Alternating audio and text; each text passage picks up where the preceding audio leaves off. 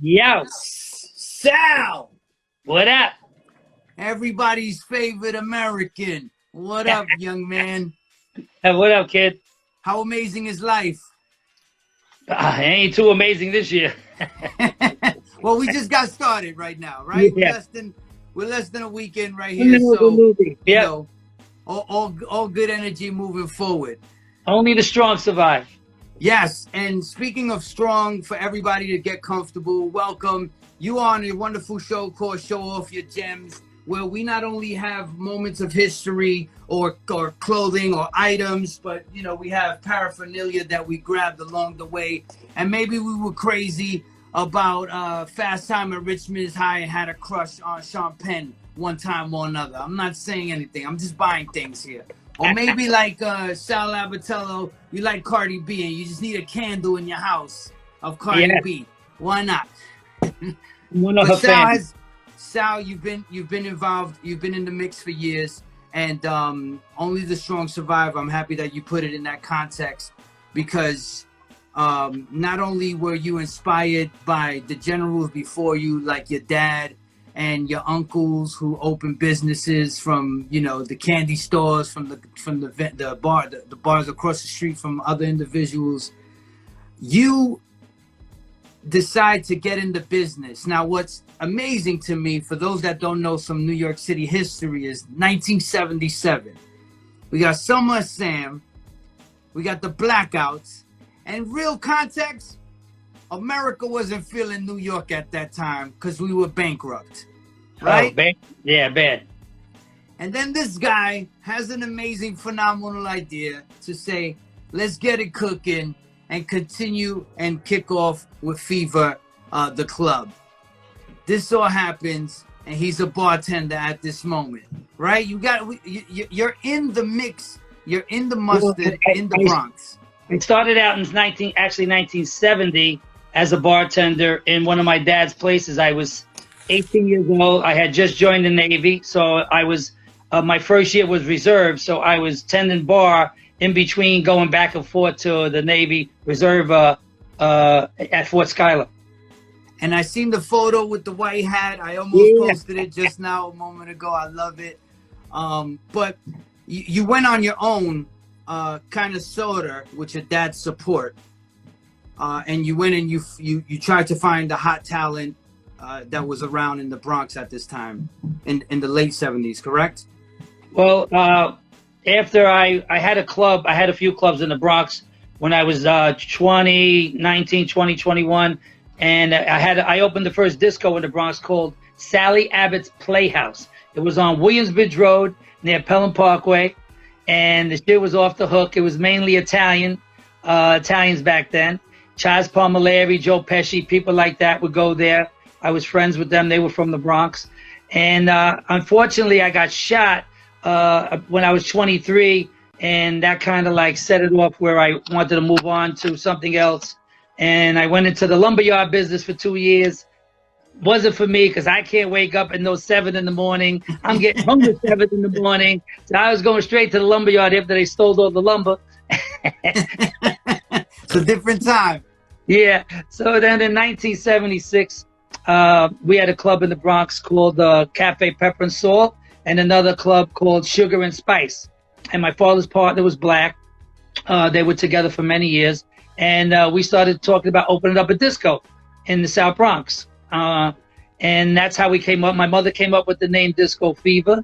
And in 1977, we opened it up. The lumberyard was closed. My dad said, yo, you want to come over and see what you're going to do with your life? You want to help me manage the place? I said, no problem. And that's how I got started in that place in 1976. Well, that's phenomenal. And you definitely come from an era where everyone felt the strife and the struggles of New York City, and for you to continue and transition, you get involved, and your bouncer, you're one of the bartenders, one of the only, when you do the gig and everybody's coming and filling up the place. Am I getting this history correct? The bouncer, Sweet G? No, Sweet G was the DJ in the beginning. Actually, we had a white DJ that was on before, and I used to go and have a drink and watch, and he wasn't kicking it. And Sweet G would come in about 4 in the morning, because in the Bronx in those days, there was no rules. The Bronx was like a war zone, you know, abandoned buildings all over the place. The police didn't even want to go in a club they didn't even care what was going on. So you could stay over to 5, 6, 7 in the morning. And the law with a liquor license is till 4. So Sweet G would go on about 4:30, and I would be in the club, and the energy at that point would lift, because he started doing rhymes, MC rhymes. Throw your hands in the air. Jack and Jill went up the hill, catch rail water. Jack you know, so, and I'm watching the crowd, and every time he would go on, the crowd would start interacting with each other. Everything he would say or ask them to say, they would repeat it. And what I loved about it, what intrigued me about it, was making everybody in the club be one person. So, you know, when you go to a club, it's very hard to meet people. Now, everybody's smiling at each other. They're singing the song together. They're repeating the answers to the rhymes that he's asking them to do, all the responses. And I went, yo, this shit is going to blow up, because it involved the audience with what the DJ was doing. And back then, when the DJ played at a disco club, there wasn't even a microphone. They weren't even allowed to talk. It was all about blending the records and dancing. This was more about making the club, making the audience have a party along with you, like a house party. And then you got involved. You connect with your volume went down. It's still down? No, good. Okay. So you connect with Russell, they start coming uptown, and he pushes you or kind of inspires you. Not yet. The first thing was, when I met Sweet G, I said, well, yo, where could I find this music? Where could I go see it? And he goes, we got to go into the parks. I go, who's the guy? Who's the main guy? I want to bring in the main guy. He goes, Grandmaster Flash or Lovebug Starsky or DJ Hollywood. But DJ Hollywood had a spot already called Club 371, which coincidentally was on the same street as me. They were on 167, except one was on the east side, was on the west side. And we were more of an R&B disco club at the time, you know, an older crowd, 30, 35 and over. So I go to the park, I see Grandmaster Flash, I meet him. I said, this guy's amazing, what he was doing in the park. And there was like 1,000 kids there, you know. And at that point, the drinking age was 18 back then. So when you had the drinking age of 18, you know, 15s and 16s are sneaking in, just like the drinking age now is 21. So 18s and 19s are sneaking in. So anyway, I approached Flash. I said, look, I got a club up in the Bronx. I want to bring you in. And he's like, yo, who's this white boy coming down into the South Bronx saying he's going to make me a star? Like, who the hell are you? Where'd you come from? I said, I didn't come from nowhere. I said, this is my neighborhood. I said, I'm just the only white boy who didn't leave. Yes. I'm being good. You know, my family was very involved in the community. And, you know, I grew up around multicultural. I had so many black uncles. I thought that's how it was before I went to school. Then I realized it ain't like that. You know, everybody don't have black uncles except me. Mm-hmm. Well, you was out there, and I appreciate you explaining that, because I did see, you know, Flash. I seen the $50, and you know, he got paid for the DJ gig, and then you gave 50 for the MCs because he wanted to have them as a part of the mix, and it was $1 to get in. Like, all these things, all these numbers are so amazing. And I could even. It was $1, Destroy, $1 to get in and $1 a drink. now these kids who are used to going to parks, or they used to go into like catering halls and being jammed in, now they're going to a real nightclub. I mean, you know, it was the sound system, security, you know, the whole bit, and they're gonna experience something they haven't experienced yet, because a lot of them, like I said, were 17, 18. A lot of them were late high schoolers or early college kids. And so anyway, I promote the club for 3 nights. I mean, I promote the club of flyers in the street. 700 people show up. We got like 5 people working. You know, DJ, you know, before I got 1 bartender, I got me, I got 1 guy on the door collecting the $1. It was $1 to get in, but $5 was sneakers. I was the first one to come up with that sneaker shit. Yo, so you have mad history. You connect with Russell, and then you know, Fever Records becomes a thing because you are inspired to connect with, you got Curtis involved, you got Jelly Bean involved, right? And then games people play, which is when I host NBA games, that's one of the things that we play sometimes to just like have it there. But what can you tell us about games people play? Well, I mean, you're jumping out of 83, so before that... Bro, you got a history, fam. Yeah. So Flash, the night takes off on Tuesday night. It's successful. All my father's black friends were like, yo, get rid of this shit. It ain't real. They're practicing somebody else's music. It ain't even their songs. They're spitting in the microphone. They don't sing. What is this talking shit? You know, and I said, Dad, this is going to be the new thing. This is what the future is going to be in the urban neighborhoods. And sure enough, it blew up. So now I get Sweet G and Junebug is DJing on the weekends. I got Lovebug Starsky takes the night, DJ Hollywood, Eddie Chiba, Reggie Wells, Bob Lee from BLS, Kool Herc did a night there in the beginning. Clark Kent did a night there in the beginning. So now this shit is 7 nights a week, hip hop. So if you want to see hip hop and you're coming from anywhere in any other country, any other state, where you go? You got to go to the Disco Fever. So that's what happened. It became the hip hop capital of the country.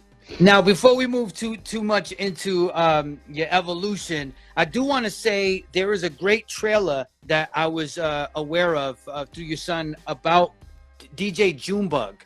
Yeah.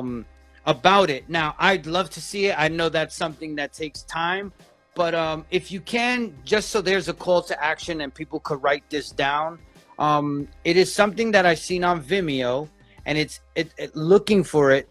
What is the search? Is it like the Death of Junebug? What's the name of it? So, in 2009, I did an article in a magazine, and it was a hip hop magazine. They did a whole article on me, and I was talking about Junebug and everything. And then these white kids from Seattle, Washington, these young kids just starting out in the business, producing docs and stuff, they reach out to me. I was saying no for about 8-9 months until finally I said, you know what? Let me do this for Junebug's history, for his kid, his wife. We'll do his documentary. So I wind up bringing him in. I had a nightclub in Yonkers called Salute. And so we videoed it in there. It's me, Sweet G, DJ Hollywood, Disco B, Junebug's baby's mom, and who else is on it? I think that's it. And Curtis Blow. How could I forget Curtis? Right. I mean Curtis. So anyway, we start doing the doc. Anyway, long story short, I give these kids a break, and you never know what happens. The doc goes to #1 on every one of those festivals. Yeah. Then we get picked for it was in the shorts. The category was the short doc, which I think was it has to be under 30 minutes or something. Right. And we get picked to be one of the top 6 docs in the country at Tribeca Film Festival. So again, this is like, we're just winging this shit. We go down and they're showing all the docs, and like they ain't showing mine. I'm saying, don't tell me they're saving. I said, don't tell me we're gonna win this shit.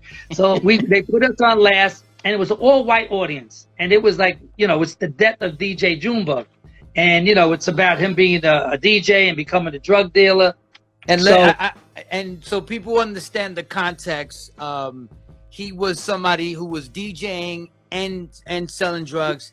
He was a fantastic DJ, Puerto Rican kid, and everybody, all the rappers wanted him, because on Tuesday night was mic night, open mic night, and all the rappers wanted him to mix for them because he was always on point. So he started selling out of the booth. Remember back then, selling out of the booth, right? Selling out of the DJ booth, New York City. Holla. So they could go and say, hey, could you play white lines? Could I have some white lines? Why are you playing white lines? I'll take a blow. So, amazing. Yeah, so phenomenal.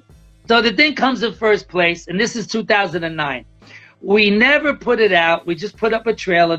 Only my closest friends seen it. I did 2 events with it where I showed it at clubs where I was promoting, and then I would do a question and answer after with Hollywood and G. So right now we're shopping it around. Actually, it's funny. The producer who did it 11 years ago said, hey, it's time to put it out. I said, it's perfect time to put it out. It's 26 minutes, and it shows how, you know, the Fever got discovered, like the story I'm telling you now. Junebug becomes a DJ, and then it shows how he's selling, you know, cocaine out of the booth, and unfortunately, you know, the tragedy ends where, unfortunately, he loses his life. But that's how all things end in drugs. Either you go to jail or you get killed. For sure, and I'm happy that you had the wits a couple of months after to make it really happen. And salute to these kids for being thorough and coming through with the vision that helps continue to tell a story and also lay the legacy down. Now, something else that shares the legacy of that wonderful venue that was pivotal, not only to the Bronx but to the culture of hip hop, was Krush Groove. And you know, Krush Groove happens. But could you tell me, when they were filming Krush Grooves, was Fever getting about to close? Huh? Look at that. Krush Groove and body moving, baby. So Krush Groove, yeah. Destroy. I just found the original. I got the whole script. I got the casting. You got the script. My son's looking for the script so you can see it. Every page is there, and I got even the casting. All the people who were working. Nuts. Here's the DVD. Yes. And here is the two producers, George Jackson and what's his name? I forgot his name. These are the guys who produced it. They were on the cover of Black Radio, and it's the same place. Yeah, baby. And here it is. Here, Destroy. Here it is. The oh my God, guys! Oh my God! Oh my God! Oh my God! Yo, guys, that is the script to Krush Groove. My hands are standing up. Some of the check stubs. And just so you know, I didn't make any money on the movie. I donated my proceeds, that my end, to the Bronx Special Olympics. Yes, you did. I did see that, and you also do a lot of you know, things to benefit the neighborhood and the people, and we appreciate that very much. I know we're moving around a little something, but man, bro, Krush Groove. So how they, well, you brought it up. So how they came about, you know, they made Wild Style. They made, what was the other one? B Street? You know, and I was getting a little upset, like, wow, I wonder why they're not coming to the Fever. Now, all of them kept coming to the Fever. Sidney Poitier, they kept coming to check it out. For some reason, I guess they went another direction. But luckily for me, I met Charles Stetler and Russell Simmons. So now it's like 1983, and we're going to do this big rap rap contest. And we're going to do every borough, all 5 boroughs, and we're going to pick 2 winners from every borough, and they're going to take it to Radio City. Rap, hip-hop has never been at Radio City, and we're going to take it and have all the finalists there, and the winner wins a recording contract. So that's where the Fat Boys, they got discovered. They were at the Fever preliminaries. Now, they were from Brooklyn, but they missed the Brooklyn preliminaries, and the Bronx was the last one. So me, Russell, where the judges, Curtis Blow's the judge, Mr. Magic's a judge, rest in peace. And we do this contest, and we go to Radio City. And why I got involved was, the deal was they gave me 1,500 free tickets for all my customers to get in and experience Radio City. Because back then, who the hell's going to go? They had no money to go to Radio City. And why would they go in? You know, there was no reason unless they're going to see the Rockettes. Wow. Now they're going to see their shit, hip-hop, history. Mr. Magic's the MC. I'm judging the contest. It was off the wall. And so we gave out 5,000 free tickets to all urban kids in all the boroughs. And that situation was a scene in the movie Krush Groove. If you remember the scene where the Fat Boys are pulling the sound system back and forth, that's where we were. That was Radio City. And Sweet G, now that you mentioned Games People Play, it was the #1 record in New York on KTU, BLS, and KISS. and Sweet G was the opening act. So he was the first rapper to ever perform at Radio City. I have a photo of him performing that night. We have a few photos of him performing, and we have footage. Yeah, we have footage of the contest, the preliminaries too. Wow. So, you know, you bring up Fat Boys, you bring up games people play, and I read you had some involvement with the creation of writing with what is it, Jailhouse Rap? So I opened up an after-hour place because I had a little something for everybody. The gems are everywhere, y'all. Go. Yeah, I'm just trying to create jobs because back then nobody had work. The unemployment rate must have been 30%. I had kids living in the club. They had nowhere to go. A lot of people were homeless. A lot of people's parents were working 3 jobs. They were high school kids, unmonitored. They'd sit on the train all day and come back to the Fever that night because we were open 7 nights a week. If they had no money to get in, I gave money to ride the train. And, you know, this is what was going on. So at that point, I had Sugar and Spice, Pepper and Salt, Disco Fever, and then I opened up an after-hour place called Games People Play. That was the name of it. And we had a crap table in there. We had blackjack. We had slot machines. This is right in an apartment building on the 2nd floor on Burnside Avenue. Crazy. So, and I'm in there one night and I'm smoking a joint and I'm fucked up. And I start writing what I'm watching, like Pac-Man, like Poker, like Seal Up, like every buck you bet. You know, my wife threw me out, said I just can't stay. It's tired of games people play because I actually broke up with my wife over the business too. And so I wrote the record. I showed it to Curtis Blow and he's like, Sal, I can't have no white boy write no friggin' rap record. Sorry. So he wouldn't listen to the lyrics, but I kept pounding away. Finally, he took a look at it, and that's how the lyrics got on the Games People Play. How it became. I wrote the most of the lyrics. Wow, brother! And then also, not only we're moving because I'm just blown away. Salute to everybody who's just joining us. We are here with Sal, the legend, not only of BX but of New York City's landscape for the wonderful industry and scene that I've had the good fortune of being a part of. Look what I found. Look what I found. What's this? Look at this. Now, metal detector, baby. What is the first club to have a metal detector? Hey, I own that distinction, all right? And I'm not too proud of it, but I was the first person to put a metal detector in a nightclub in 1979.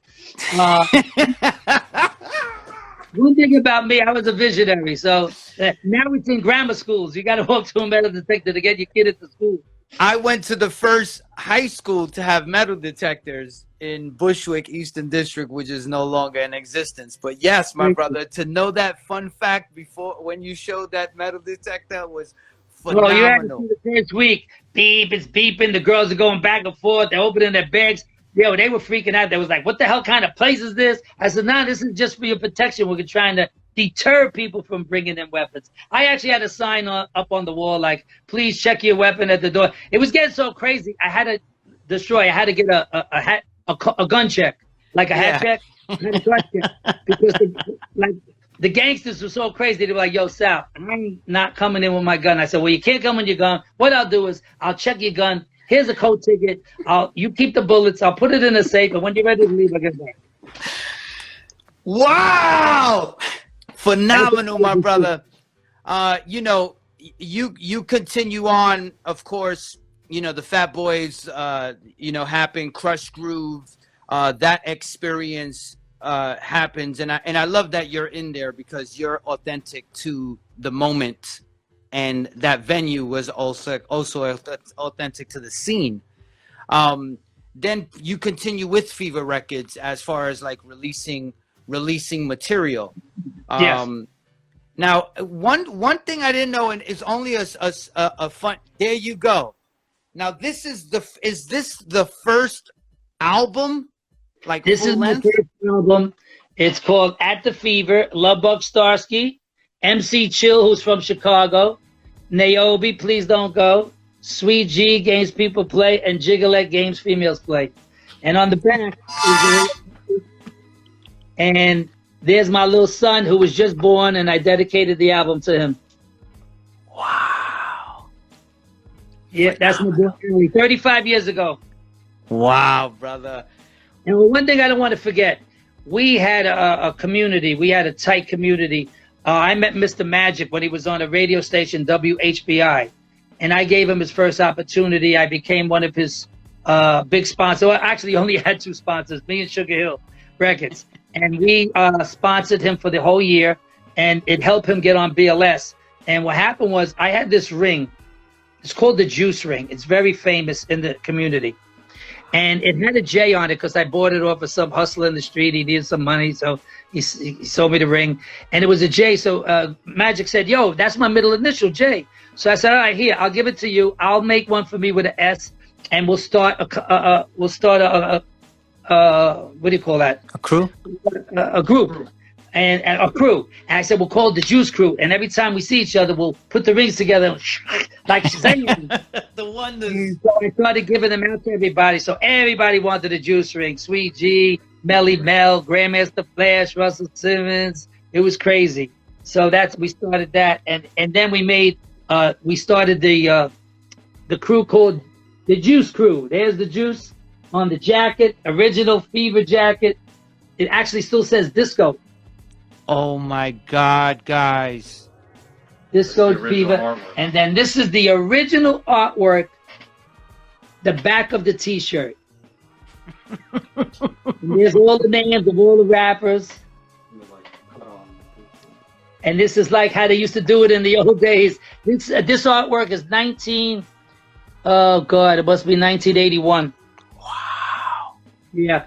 And it was a little old man who had a sign shop. And back in the day, all the clubs, they would advertise inside their club with paper signs, but with the ultraviolet light and the glow paint. It was glow paint because then in the club it would glow in the bar. Yes, yes. That's how they advertised. And here's a white one. Then here's how we put it: the Fever.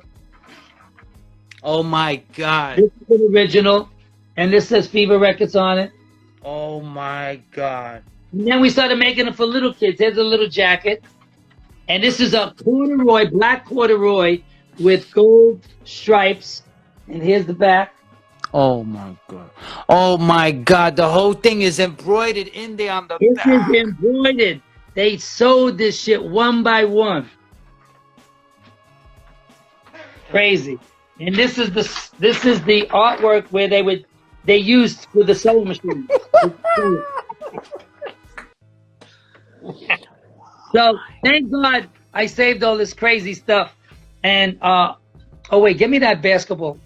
I don't want to forget that in '79 when I met Mr. Magic, I wasn't just running the club. I was running like a YMCA because I had a bunch of young kids that were unmonitored, because their parents were either drug addicts or their parents were working 2 or 3 jobs. So I felt, my responsibility to at least mentor them in a way to show them how things should go. So I figured, what am I going to do?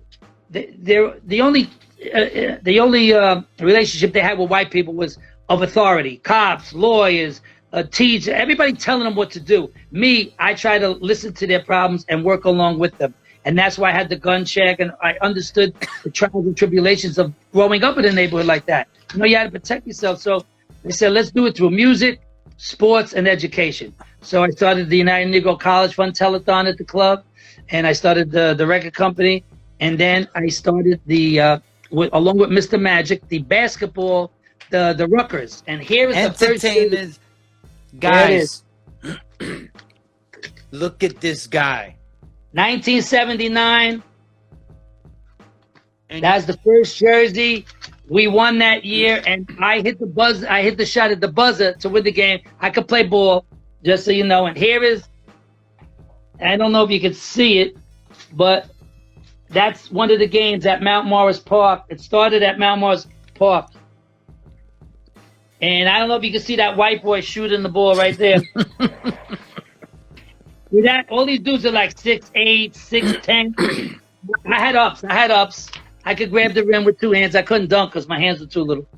Wow, phenomenal. And you know, it ends up moving to Rucker, and then it ends up on TNT, and you know, a lot of Crazy. people talk about the Entertainers Basketball I didn't even know. Yes, and you know, that's where Jay-Z and Fat Joe and Diddy end up having teams. And this guy you're looking at, guys, is one of the beginning stages of helping putting all that together from inception. I won the first MVP trophy. I hit the shot at the buzzer. It was Disco Fever against Sugar Hill. And that night we went to WHBI after with both of them, Mr. Magic and Cowboy from the Furious Five. And before you knew it, everybody was challenging me to play ball after that. So we kept the league going along with Greg McManus from Disco 4. They ran the league. And it was great. We had it was just unbelievable. And then, you know, it's still going on today for 41 years later. That league that we started at Mount Morris Park with Disco Fever playing against Sugar Hill Records. And it's just amazing the impact that Disco Fever had on hip hop. There'll never be another club or a movement ever in the history, in our lifetime or anybody else's lifetime. I've been blessed. Definitely blessed. A very great thing. And also your philanthropic work is pretty amazing that you've been able to bestow. And you've balled with Chaz. You've balled with some actors as well, you know, just for fun. Chaz was a good ball player. Chaz was tall. Chaz was like 6'4", Chaz Palmolari. And actually, Chaz started out in the band. He had a band. And one of the first clubs I worked in, the band was behind the bar. And Joe Pesci played there, too. Yes. Yep. You guys are getting gems. Continue, young man. Crazy. So, all right, so that's it. So Krush Groove comes out in 85. And unfortunately, oh, wait, I got to show you one more picture. I got to show you this one. Look at this. Now, this is the shit. That's inside this. Run DMC's first show. Here's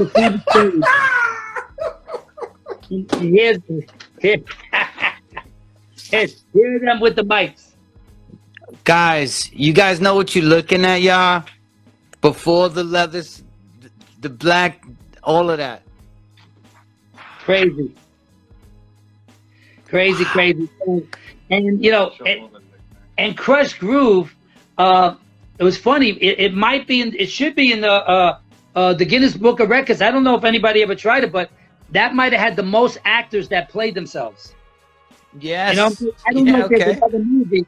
The entire cast, except for Russell Simmons and Blair Underwood, those are the everybody plays themselves. And these are the little trinkets I used to give away to my customers on the holidays. This, oh my God. They could put their weed or their blow in there, right?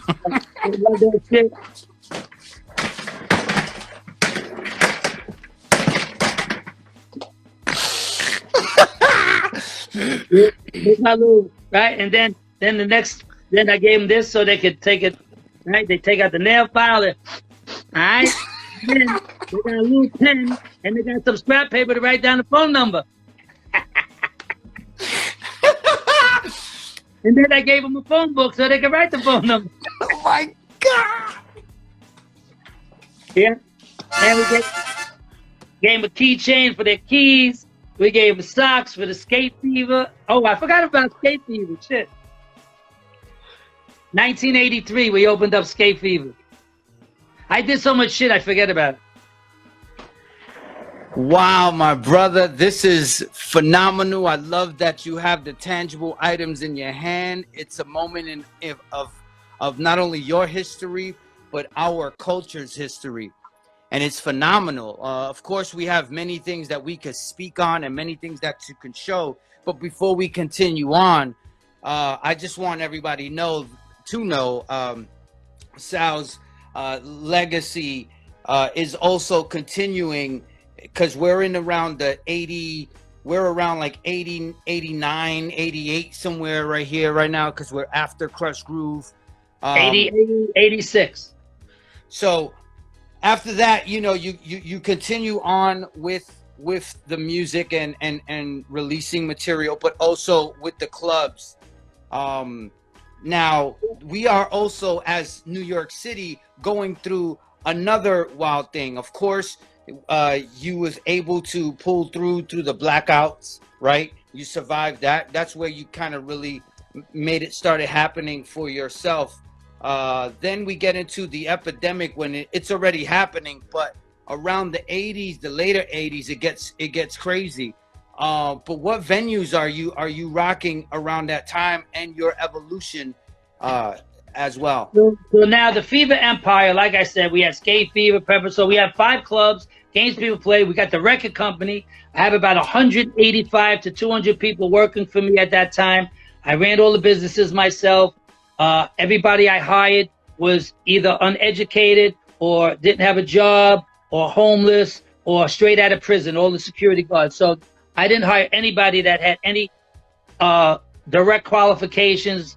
I went for the street. I went for people who needed that mentoring, that people that were going to be overlooked. So in '85, we got the movie going on, and my bad luck, we're shooting the last day of the shoot, and they come in, and the city shuts me down, the Fever, after 10 years, 7 nights a week, 3,000 nights of hip hop in a row, which nobody could ever even come close to that. Well, no, it's impossible. So anyway, they shut me down for no cabaret license. I'm like, what kind of bullshit is this? The community board, we went, they wouldn't let us. So I'm sitting in the park one day, and I'm a little depressed, and I'm sitting there, what am I going to do now if they close the Fever? The movie's coming out, and the club's going to be closed. I'm waiting for the movie to come out to reach the next benefit, maybe start opening up Fevers, in other cities. And I see these Puerto Rican kids breakdancing in the park, and I'm sitting there watching, and then this little guy called Little Louis Vega is hooked up to the pole. Now I heard about him, and I went to see him in a few clubs, but I wasn't thinking about anything. And then it hit me. I went, oh shit, 2nd generation Latinos in New York. Oh, Latin hip hop. I said, oh shit, Latin hip hop. This is it. That's the next move. And I found Grandmaster Flash, because he was the key to me kicking off the hip hop. Right. Now I find the DJ for this new movement that I believe. Now there's no records, there's no movement, there's nothing out there of this kind. It's just that I had the experience with the hip hop. So my father happened to have another club we had called Voices. It was a Latin club. And Ralph Mercado, legendary Ralph Mercado, was the promoter. Tito Fuente played there, and all the great Tito Rojas, all the great Latin stars with the bands played there. And fortunately for us, Ralph Mercado goes to the city, and he brings his party to the Palladium. So we go from 1,000 people a week to 0. Uh-huh. Yo, I got it. Latin hip hop. He's like, yo, fuck you and hip hop. I said, I'm telling you, this is gonna be the next shit. And sure enough, we opened it up. We call it the Devil's Nest because it was downstairs. And we had all the girls dressed up in devil outfits with the horns and the capes and everything red. And I discovered Little Louis Vega, brought him indoors, and then that was it. We discovered Freestyle. All the kids started making records. Cynthia, George Lamont. I discovered the cover girls. Niobe was from the neighborhood, a Cuban who lived right around the corner from Skate Fever. She put out the first record, which was called Please Don't Go. Andy Panda, my partner, I made him the manager of the club. He was always 20. Niobe was 15 when she made the record. Andy was 19 when he produced it. And I took a chance with them and spent, back then it cost $20,000 to make one record. And I took a chance, but I had that feeling, that this connection. And so I discovered the music through a nightclub again. So bringing it to the nightclub. So the Fever to hip hop, and then we had the Devil's Nest to Freestyle. Wow. My God, guys, he just said a whole bunch of amazingness. If you guys are familiar with freestyle music, that is exactly what he buttoned it and closed it out with as far as that segment. To let you guys know, he did see some Latino brothers doing their music at their park, and then he was like, let that be the next thing, which he comes out. And then you made these you made the local stars, and then it kind of bled outside of the Bronx and came to other neighborhoods, and it was a phenomenal genre that, you know, we had TKA come from it. We had other labels started wanting to get into the mix of what that genre could do. And, you know, Cover Girls was you know, you was pivotal in their career. And everything I did was always within the neighborhood. No stars, nobody established. The original Cover Girls was all friends of family and in the neighborhood. I found Angel, the lead singer, with a beautiful voice she had. I found her at City Island working.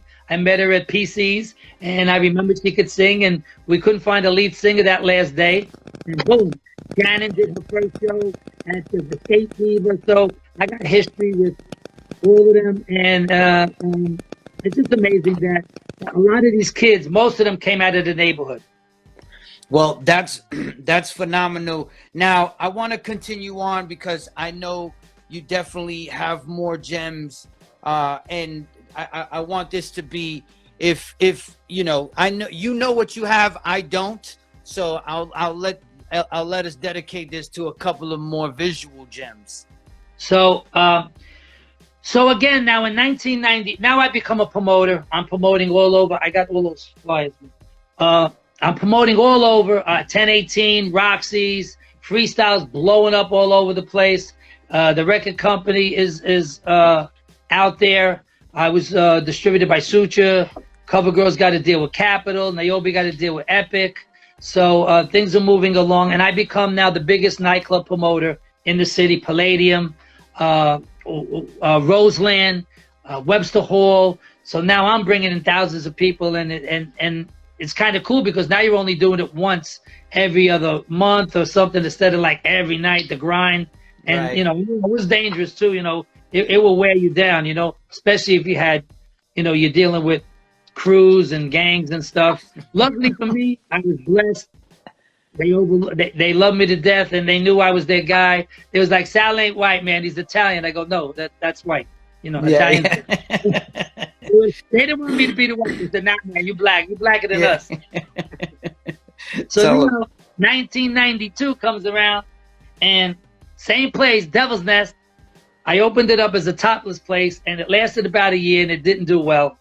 And so we said, let's do Fever 2. We're going to bring back the Fever again. Well, a lot of people don't even know about the other Fever because it's always overshadowed by Krush Groove and the originals. Now, what do I got? I got Fat Joe. I discovered. Me and John Gungi Rivera, we discover Fat Joe. And we bring him into the club, and he starts promoting. My DJs at Fever 2, you ready for this? Funkmaster Flex, Tony Touch, Bobby Condors, Ted Smooth, DJ Scribble, and Doo-Wop. What a crew.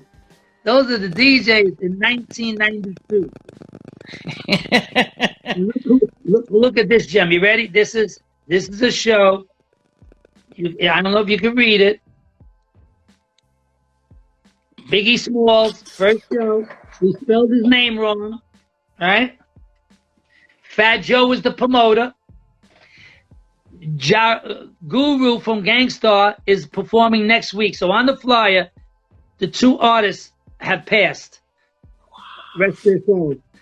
And Fat Joe became a megastar. And that was Biggie Smalls. There it is. So now Fever 2, I discover Wu-Tang Clan. Check it out. Now Wu-Tang, they were a very big group in the street. Crazy motherfuckers, boy. So Tony Touch was DJing at this one, yes? Yeah. And in the footage, and what's up, Tony? He's in here as well. I'm the one holding his video camera, filming. Ain't that crazy? He's got Wu-Tang. He got Nas did his album release party there. We had the Fuji. I remember your bouncers laughing because Nas performs 2 songs, and he has a towel, like if he did a whole like 8-hour concert, and they were messing with him. Look at that Onyx, guys. Onyx started a damn riot. They were on stage doing the dan, dan, dan, dan, dan, and and they take a chair from on the freaking stage and they throw it in the audience. I'm like, motherfucker. So now the people in the audience take the chair and they throw it back at Onyx on stage. These guys jump into the crowd, take off. They wrecked the place that night, and they ran. I saw them a few years ago, and they told me about that whole night, how they just ran right out the club, out the back door, and they kept going. And here's the flyer for Nas. His name was Nasty Nas. Wow. Wow. What a moment. So for everyone, my second fever, and we made a T-shirt out of the Biggie Smalls.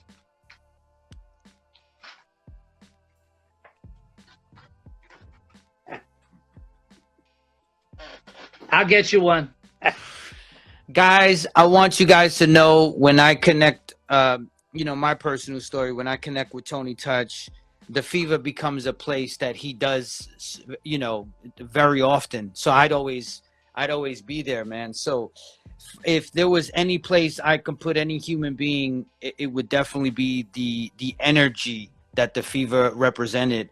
And that T-shirt is nuts. Everything is just everything. Me and Tony, we're still very, very close friends up until today, and his better half too. And he just did one of my shows. I do a drive-by on Wednesday in the car, and I bring in celebrities and stuff. He just did it with me. We had so much fun. We went around to all his local places where he started out and DJ'd and produced. And I hope maybe you come on the show one day. We have so much fun. We drink pina coladas. We get wasted. Now, speaking of great relationships, you were the best man at somebody's wedding. And who was that? I'm sure a few, but Curtis Blow is one of my very best friends, and I just want to give a shout out to Curtis, who just had a heart transplant. He was in really dire straits, wasn't looking good. We couldn't find a heart, and finally, thank God, he got a 34-year-old heart in there, and he's doing great. About 3 weeks ago, he had the transplant. Everything seems to be going good, and that man deserves to be in the Rock and Roll Hall of Fame. He is a legend, and he's not. He's being overlooked. He's the first artist. He's the first artist to go gold. The first solo artist as well. First hip hop artist. Yeah. He was the first black hip hop artist on the American Bandstand. Also. Wow. Pivotal, amazing. Everybody hit those hearts for Curtis Blow. As phenomenal it goes. You continue, and then in the 90s. You start continuing the legacy from what kind of dies down with the genre of freestyle music. Does it get its second wind? When is that? So now 92 to 94 is Fever 2. It got closed up right away. They didn't want that place in the neighborhood, and back then that was third generation hip hop. It was a little different from the beginning. The beginning, like a crew was like 5 or 6 people. Now Wu-Tang's walking in with 50 motherfuckers. They don't want to get frisked. They know girls, and they're like, we ain't getting frisked. We walking in, and we're like, no, you're not. You ain't walking in. You're getting frisked. And their asses would stay outside for 2 hours, and finally they give in and come in. And we've had a few incidents with them, but I love all those guys. Method Man and all the guys. We had a great time. They did about 4 or 5 big shows there. So now Fever 2 ends, and I go back to promoting. Freestyle's dead. It's over. It died in from 92 to 94. There was a few records that were out. I actually put out a really good artist named Lizette Melendez, and Cover Girls came back out with My Heart Skips a Beat and Wishing on a Star. But I had put a black girl in the group called Michelle Valdez. Actually, it was half Puerto Rican, half black. And it was her, Evelyn, Escalera. Now we had new members, and Caroline. And those were the 3 new members. Caroline was one of the originals. Evelyn took Angel's place, and Michelle took Margot's place. And we got a deal on Epic Records. And now Freestyle's dying. Now it's all about hip hop. Dance music is not going well. and the freestyle artists had to go find other things to do. They started getting work. Noel worked with me at Warsaw, my club Warsaw. I seen him. He was the door guy at Warsaw. I remember. Yes, he was. I was And like, he was with the fucking Devils at Warsaw. Noel. Yeah. Yeah. And, you know, Cynthia, everybody went and got, Cynthia worked at Chase Manhattan and Citibank. And, you know, they were all still young. It was a shame because they were all still talented. And they was all still in their late 20s, early 30s. You know, it was a shame that, but the radio wasn't giving it no play. All the records started sounding the same, and that's it. And it ended. So in the year 2000, I have that flyer somewhere, Mickey, in a stack of, no, it's in a stack of flyers that I put in a rubber bin. So here's the flyer. Club in the year 2000. This is the original one. DJ Scribble. Yes. And let me see who performed that night. So now this is the year 2000. Freestyle's dead. I'm going to do my 20-year anniversary party, and I go to Club Exit. The owner's laughing at me. You ain't going to bring no people in there. That shit, that music's dead. It was like disco. They were ready to stop on all the fucking cassettes and shit. So now I tell them, I'm out. So now all the young promoters, GV, Adam Torres, they're all making fun of me. Give that shit up. You know, I'm like, what? How old am I then? 20? I'm like 48 years old now, and they're like, Sal's over the hill. This is, give it up. Get rid of the freestyle. So I was doing I must have handed out, I swear, I think I printed 50,000 flyers. I was out myself every night in the street. Long story short, here's the lineup. Scribble is DJing. TKA, Cynthia, CNC Music Factory, Lizette Melendez, Tony Moran of the Latin Rascals, the Cover Girls, Angel, Coro, Little Susie, Niobe, Sapphire, Seduction, Rob Bass, Lydia Lee Love, Pajama Party, and the host was Speedy, Judy Torres, and DJ Johnny Buds. And Scribble was the DJ. 5,000 people showed up. They didn't even have enough of staff to friggin' on the people. Nobody could get a drink. They even shut the door down. They left like 1,000 people outside. And that's when everybody went, oh shit. The groups alone are having trouble drawing anybody, but together as a unit, they made this one huge headliner. And Adam Torres, who approached me about, Sal, you think we could start bringing this to venues? And I said, yeah, Adam, it's ready. And I went to the Copa. The new Copa opened up on 34th Street, and I did my my birthday party there. And again, about 4,500 people showed up, and all the new young promoters was like, oh shit, that old motherfucker did it again. He popped it again. And then that was it. We went to Madison Square Garden. I got the garden flyer there. We went to Webster Hall. We went to Lehman College. We went to Mohegan. We went to, you know, when we went to the garden, we did like 15,000 people, Madison Square Garden. And we did, Mohegan Sun was the second venue we did. We did 11,000 people that night. And then we went to Foxwoods and Coney Island. And we've done all the major, you know, all the major concerts. Then we went to Chicago. We went to Miami. You know, we went to California. So it was a great ride. And what's great about it is I know all of the freestyle artists since they were teenagers in the club, and we've been friends. And now I know all their kids. They know my kids, grandchildren. We become grandparents. So we all growing old together. And then what I did again, which was another thing that people thought was going to bomb, I started combining old school hip hop with the freestyle acts. Yes. Which everybody said was a terrible idea. It's not freestyle. I said, it's the same era now. That group, which is you, they grew up on both of those musics. It was just two different decades. And but now, 30 years. I got to give a shout out to Mary, who connected me with you, who you had me hire host at Mohegan Sun. That's right. Yeah, and that was really nice to be a part of it. And even the names that you bring up from the era, these are all people who I was like, you know, I was a fly in the room for a lot of this. Now, speaking of those moments, you're somebody who was there, right? That's something that a lot of people like to say. You wasn't there. If you can, if we could go through this career of yours and how long you've been doing it, what were like some pivotal moments that you were there and you witnessed it? You know, you was present. Well, the most the one that really touched me the most was when we went to Radio City. You know, I'm judging along with Cara Lewis of Norby Walters, Sylvia Robinson, Monica Lynch. I'm with, like, they're legends now, you know? You know, they're icons. I won't even say legends, icons. And I'm sitting there like one of them. And I'm sitting there and I'm like, I got 1,500 people from my neighborhood there, my customers, like their children. You know, I gave them an opportunity to come there. So that was a very big moment in my life. And then obviously the shooting of Krush Groove at you know, I was there for that. That was another amazing moment in my life. And then Madison Square Garden. When we took Freestyle to Madison Square Garden, I just sat there backstage for a moment by myself and went, oh shit. Like, we didn't get to Madison Square Garden when we had the hit records out.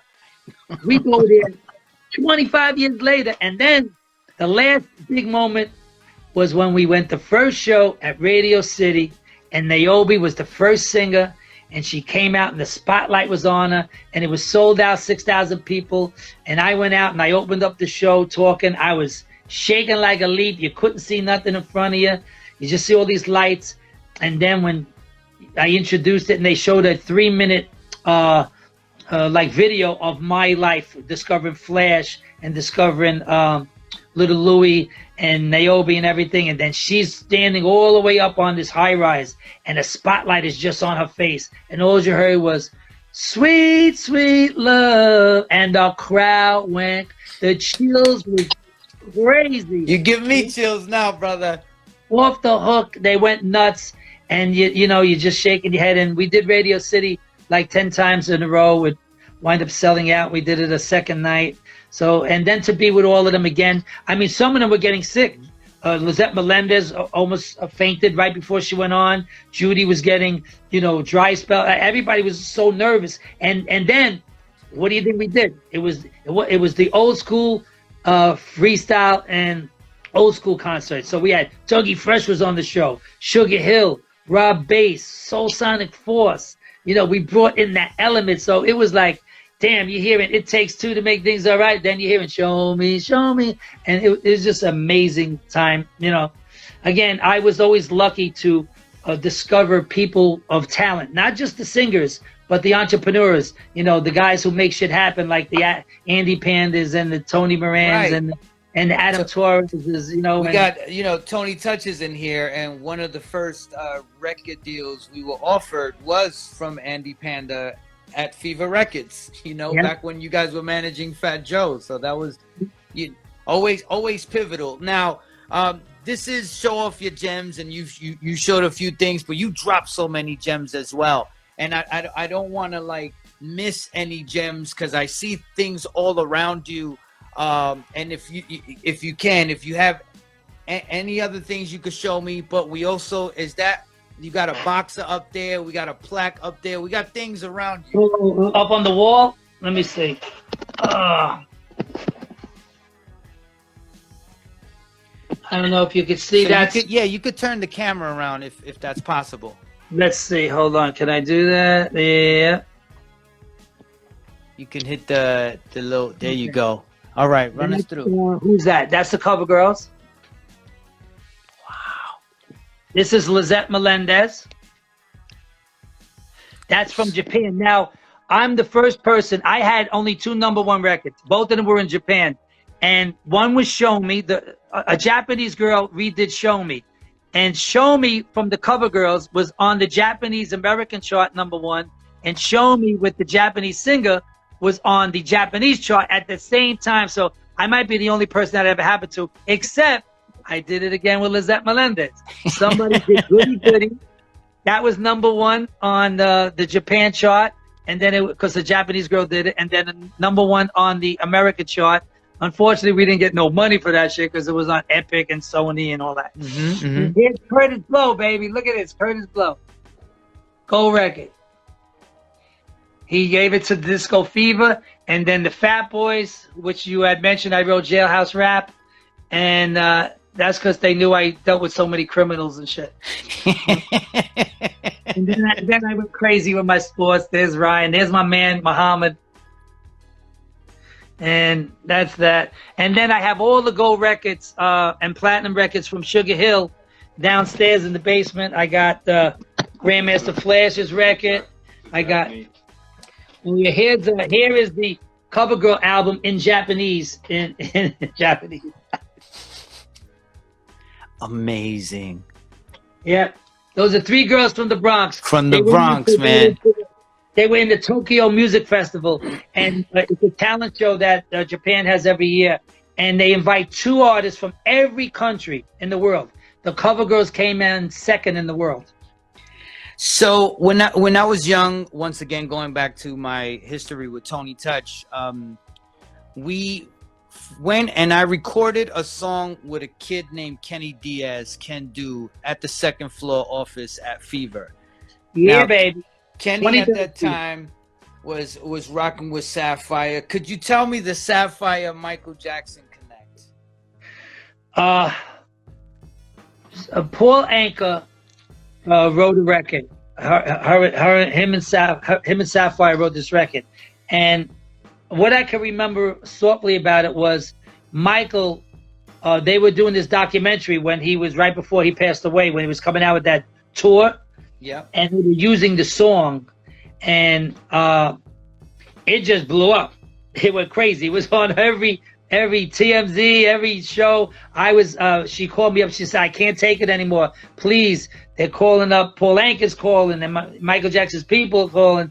All these people are calling. So it kind of was a great thing for her, because Michael was going to use it in the. I think they were using it for the intro, right? The advertisement. Yes. Yeah. This is it. Yeah. Well, I like to bring that up because it shows the impact, as you showed CoverGirls in Japan release Sapphire Michael, and just its impact across beyond the Bronx, even, and then you're having the ability to continue the legacy here. Now, most importantly, if I can, Sal, what is it that keeps your battery full in your back? my battery's empty. I'm running on fumes. But what keeps you hustle? Because you are a certified hustler. I see you. I am inspired by you all the time, and this is no lie. Even though you are from your era, I've seen you still putting it down. And you did the Barclays not so long ago. I had the T-shirt as well, where it was the anniversary. Oh, that was some night, huh? Destroy. Was that crazy? That was. That was the MTV. Your MTV Raps anniversary, yeah. Yeah, and this is what keeps me going.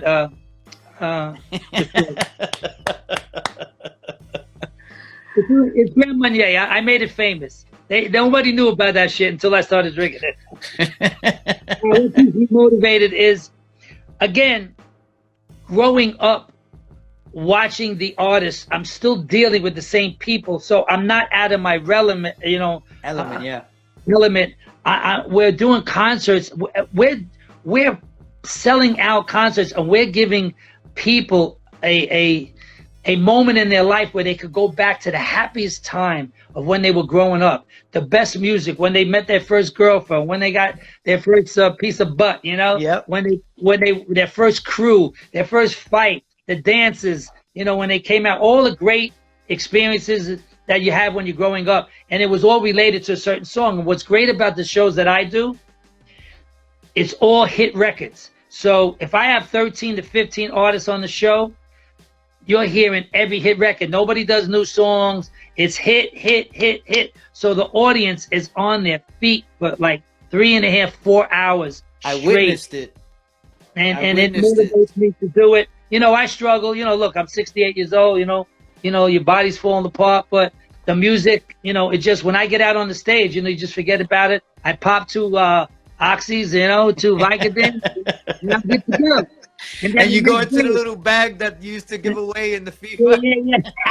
And then the next day, I can't get out of bed.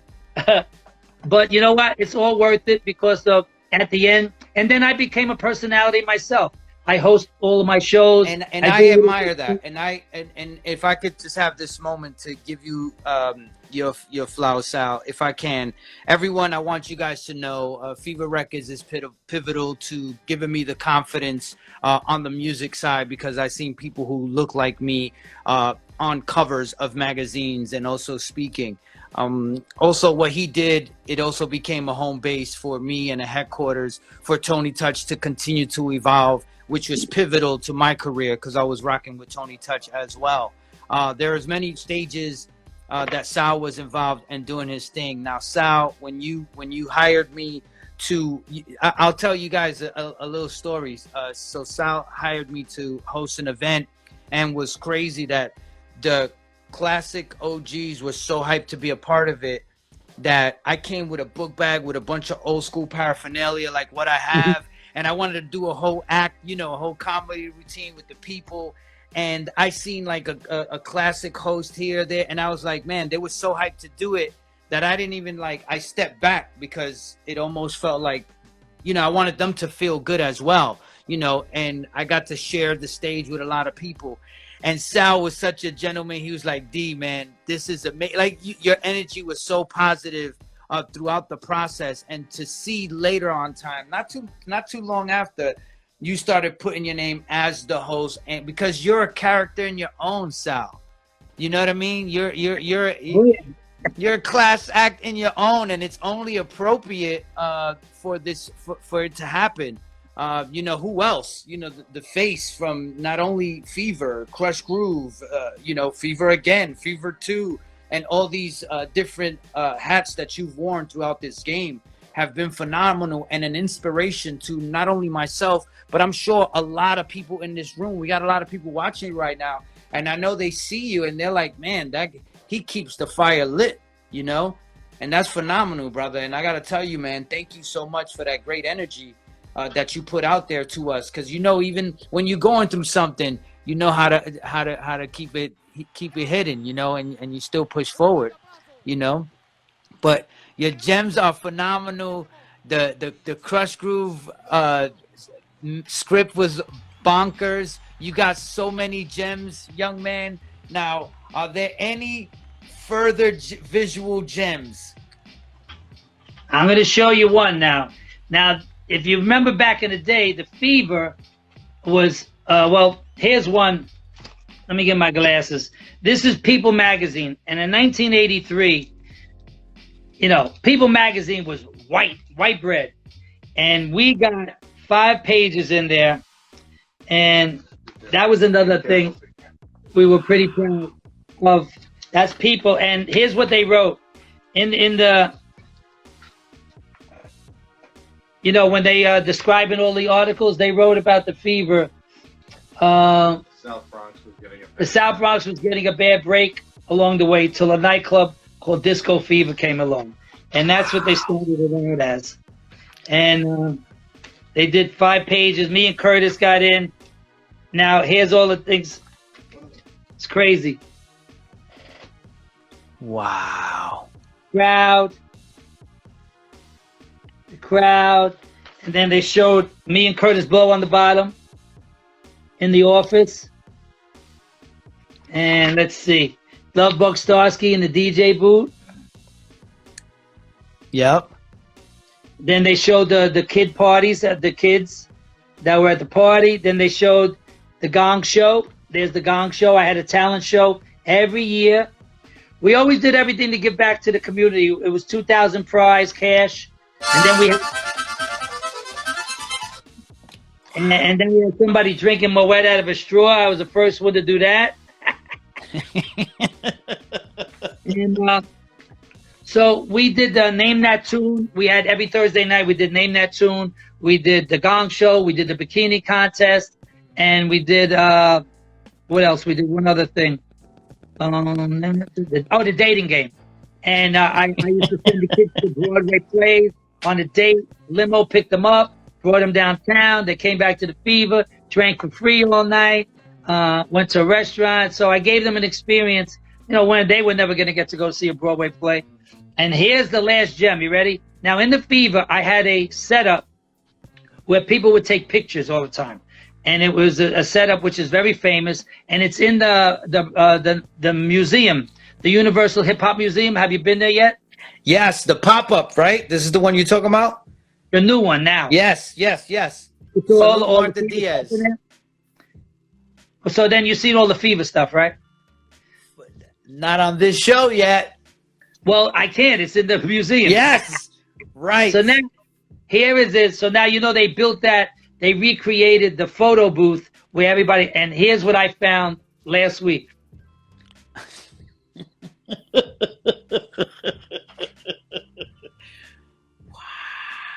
That's where that shit just got zzz, zzz. Wow. Give me $10. Give me $5. Guys, I want to encourage everybody in the New York City area and beyond to look into the Universal Hip Hop Museum out. It's happening right now. Salute to Paradise, to everybody involved. You know, continuing the legacy. And this is one of those things and situations and places where our culture needs to cultivate it and support our legends and their history. So take your kids, take your friends, your homies, and enjoy your time there. Yeah, we got to give a shout out to Pete Nice for putting together an unbelievable presentation, and to Rocky, who's done a great job, and Pete's partner, Paradise. They did a phenomenal job putting that whole thing together. Pete Nice will be a guest on here next week, so I'm excited for that as well. And people can, you know, I went onto your website. You know, you have all the flyers, you have your events, your artists that you represent. But another thing that you have is merchandise there as well. Yeah. So people can get your what can they get there? Feverrecords. We sell hoodies. We sell Scully's T-shirts, Fever Diva T-shirts, Freestyle Divas. We got what else we got? Oh, the Fever jackets, the satin jacket, the summer jacket, and then we have the bomber with the leather sleeves, baseball caps. Here's a baseball. I'm gonna switch hats. Ready? Boom. How you like it? Beautiful. And then we got to follow the Fever Believers page to see a lot of the stuff that we're going to be releasing, archives, and we're going to start putting it up there, and we're going to maybe start releasing some limited items for sale that they could have in their home, like Run DMC picture, yes, which is classic. And I'm pretty sure out of the 8 billion people in this world, there's a few people who would like to hang that picture in their room. Yeah, I'm sure you got a gem that I can put in here somewhere, man. Absolutely. Phenomenal. Well, Sal, thank you so much for being a guest on this wonderful show, and also your amazing son for connecting these dots. And I got to tell you, you know, I love you. I love everything that you represent, all the energy that you put out throughout the years, even before having the opportunity to work with you that one moment. You've been significant to not only myself or Tony Touch, but also to our culture. So I thank you so much. I appreciate you immensely. Thank you. Thank you. Thank you. And thank you for having me on, and good luck with the show. Yeah, the show's good. There's gems everywhere. So I know there's, you know, you got some artists that got some gems. They're welcome to come on here. So, you know, we can do that as well. Anything else you'd like to say to the people? I just want to say, you know, it's been a great ride. We had a rough year last year, but looking forward, I see a lot of good things getting ready to happen. We're going to be back in action. And to all my freestyle people, I love you. To all my old school hip hop, all my OGs, Curtis Blow, I love you. Get better fast. We want to see you back on stage. And I can't wait to have my first hip hop reunion, my first freestyle reunion. And that's it, baby. Fever, catch it. Crush Groove,